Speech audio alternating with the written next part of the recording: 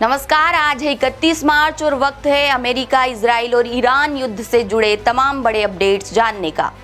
America, Israel और Iran जंग को आज करीब 32 दिन हो गए हैं, लेकिन आज भी भीषण बमबारी जारी है।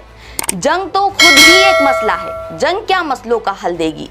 इन हालातों पर साहिर लुधियानी साहब की ये नज्म मुफीद लग रही है। तो आइए शुरू करते हैं आज का वॉर बुलेटिन। लेबनान के ईरान समर्थक उग्रवादी संगठन हिजबुल्लाह ने दावा किया कि उसने सोमवार को इजराइल के उत्तरी शहर हाइफा में ऑयल रिफाइनरी पर ईरानी मिसाइल से हमला किया। वहीं ईरान जंग के बीच फारस की खाड़ी में भारत के 18 जहाज और 485 भारतीय क्रू फंसे हुए हैं।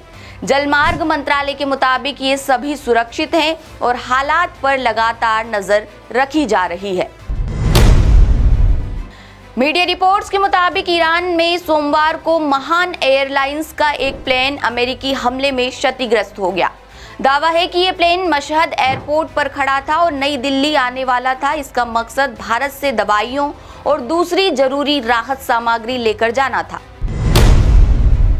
युद्ध भले हजारों किलोमीटर दूर मिडिल ईस्ट में लड़ा जा रहा हो, लेकिन इसकी गूंज अब भारत तक साफ सुनाई दे रही है। तेल की कीमतों में उछाल, समुद्री रास्तों पर खतरा और सबसे अहम विदेश में काम कर रहे भारतीयों की सुरक्षा, ये 3 बड़े मोर्चे हैं जिन पर इस युद्ध का सीधा असर दिख रहा है।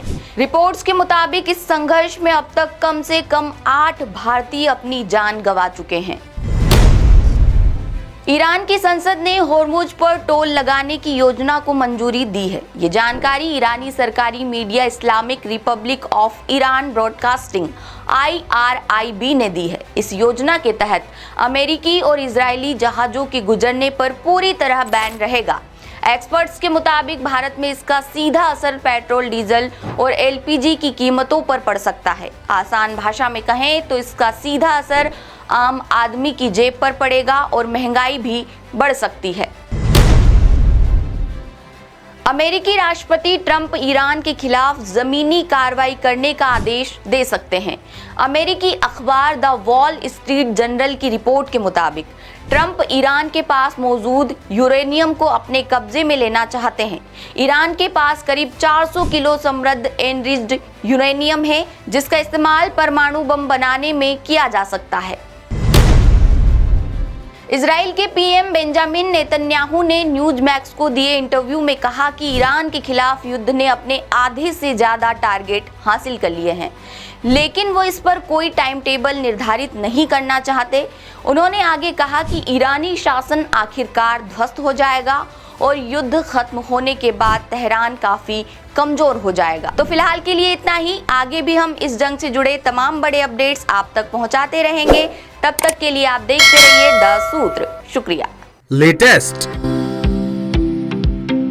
इन्वेस्टिगेटिव और इन डेप्थ खबरें देखने के लिए ज्वाइन कीजिए द सूत्र का व्हाट्सएप चैनल, सब्सक्राइब कीजिए यूट्यूब चैनल, लाइक कीजिए फेसबुक पेज और पढ़ते रहिए www.daसूत्र.com।